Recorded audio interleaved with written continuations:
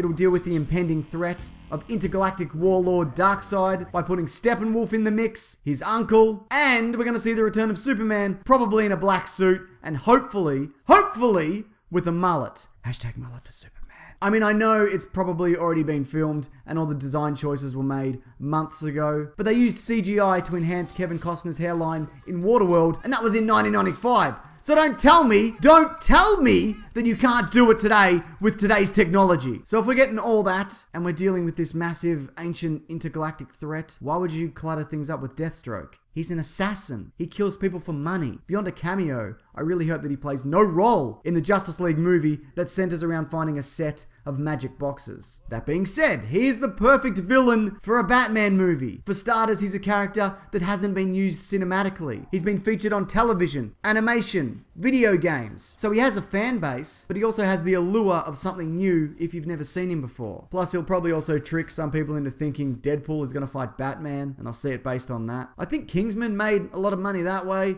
with old people thinking it was a sequel to The King's Speech. I'd imagine they were quite surprised in the end. Are we going to stand around here all day? Or are we going to fight?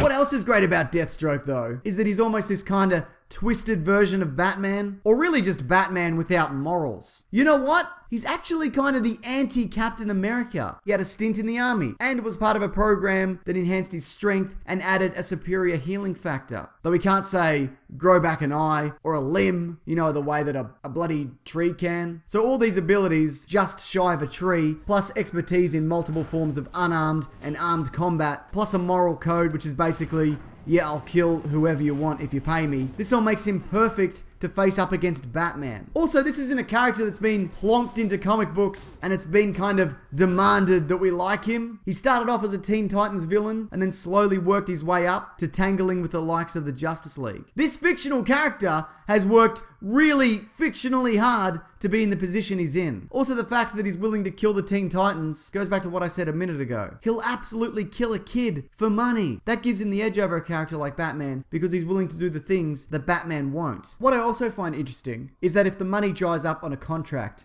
he's gone. He doesn't really have personal stakes in most of the situations that he finds himself in. But here's the thing. Here's the most interesting thing that I think is not interesting. You might not. If he's an assassin, a weapon for hire, and he's going up against Batman, that means more than likely there's someone behind the scenes pulling the strings. I mean, that could be literally any Batman villain. Everyone hates Batman, which I get. He's very unpleasant. In the Arkham Origins video game, Black Mask hires 8 assassins to take out Batman for $50 million, and one of them ends up being Deathstroke. Then it turns out that the Joker has assumed the identity of Black Mask, and it's all his doing. I'm not sure though they would take that route, seeing as this story was set in the very early days of the character before his infatuation with Batman. If they did end up doing this, I'd be surprised if the Joker's end goal was to have someone else kill Batman. He doesn't even seem to want Batman dead most of the time, and has become enraged if someone else appears to have actually done him in. He lives to bother Batman, as demonstrated in The Dark Knight Returns when he becomes catatonic for a decade after Bruce Wayne retires.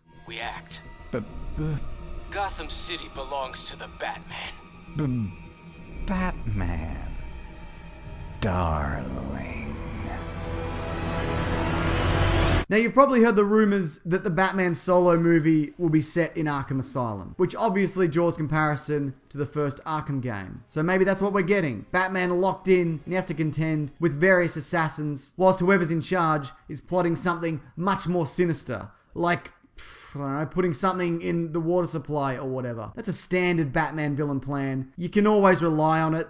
It's a good one. What I don't want to see with this character though, and I'm sure I'm not alone here, is the blending of the Red Hood character with Deathstroke. That being said, if it's done well, you know, whatever I guess. I really only say this because, you know what, wait, spoiler alert for the game, Arkham, the one where they make you drive the car too much. Skip ahead or mute until the spoiler tag is gone. I'm just going to give it a second because whenever I do something like this, inevitably there's complaints that I didn't give people enough warning. So just hit the bloody mute button already. And don't worry, to mask what I'm talking about, I'm going to use footage from something else entirely so it won't spoil the game. Okay, so it turns out the Arkham Knight was Jason Todd, one of Batman's former Robins, and then he becomes the Red Hood because his mask came off or whatever. I don't know. Again, maybe this is something that could work in live action if he transitions into the Red Hood, but everyone saw that twist coming from a mile away. So if that's going to be the case, just don't do it. Oh shit! You guys have seen Force Awakens, right? So I guess one question remains. Who's under the mask? Not like the character, that's Slade Wilson. And he looks like one of those old guys you see in banner ads on really shady sites. You know where they're all, what's this guy's secret to being so old and having abs? Click here for one simple trick, which I assume is some kind of protein injection that in actuality is something you'd give a racehorse to make it run so fast that its heart explodes. But what I mean is, who will the actor be under the mask? Well, Joe Manganiello, perfect pronunciation, nailed it, has been a fan favourite choice for a while. He was actually very nearly the new Superman, but he'd absolutely fit this role. Besides, they've got J.K. Simmons, and if they get him, then they're one actor away from completing the stealing actors from the Raimi Spider-Man trilogy trifecta. Some people have also suggested Stephen Lang, who's also a favourite for Cable in the Deadpool sequel, others Ron Perlman, but what I thought I could do today is use a bit of